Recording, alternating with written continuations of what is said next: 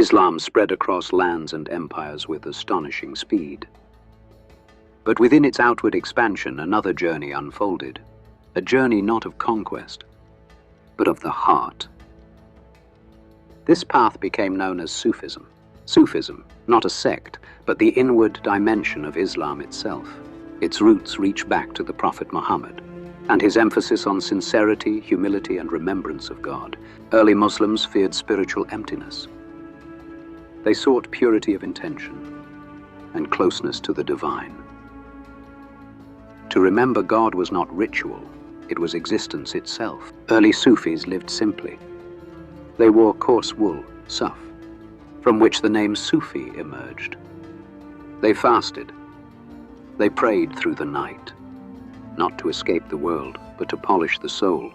Yet Sufism was never about rejection alone. It was about love, love for God beyond fear or reward. A love that consumed the self, until only remembrance remained. In Sufism, to lose oneself was the highest form of finding. Some Sufis spoke of God as the beloved.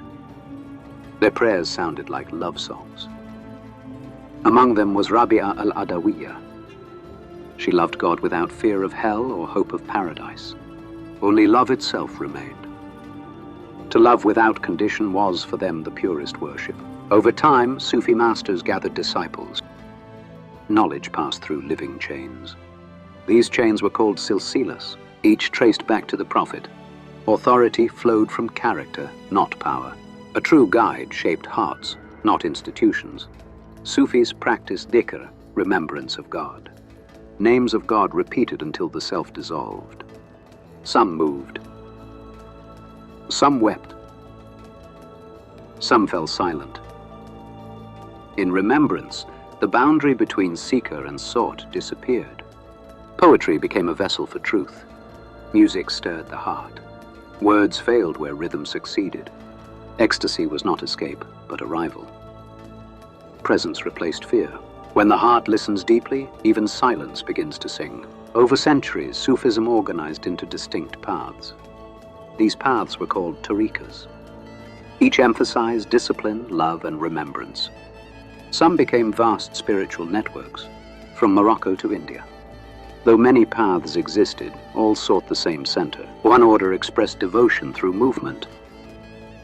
The Mevlevi order, founded by followers of Jalal ad-Din Rumi. They turned until self and motion dissolved. The spin mirrored the cosmos. In motion, they found stillness, and in stillness, union. Not all welcomed Sufism. Some scholars feared excess.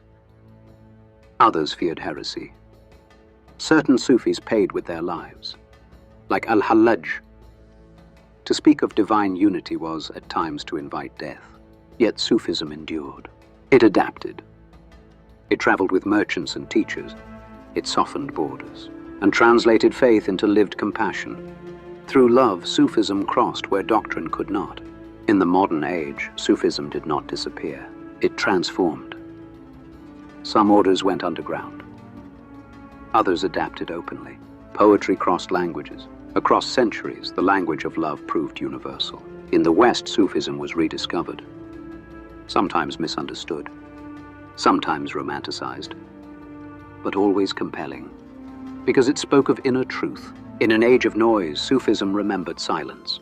Sufism never sought to replace Islam. It sought to deepen it. Law guided the body. Sufism guided the soul. Together they formed a whole. Without the heart, belief becomes hollow. So what is Sufism?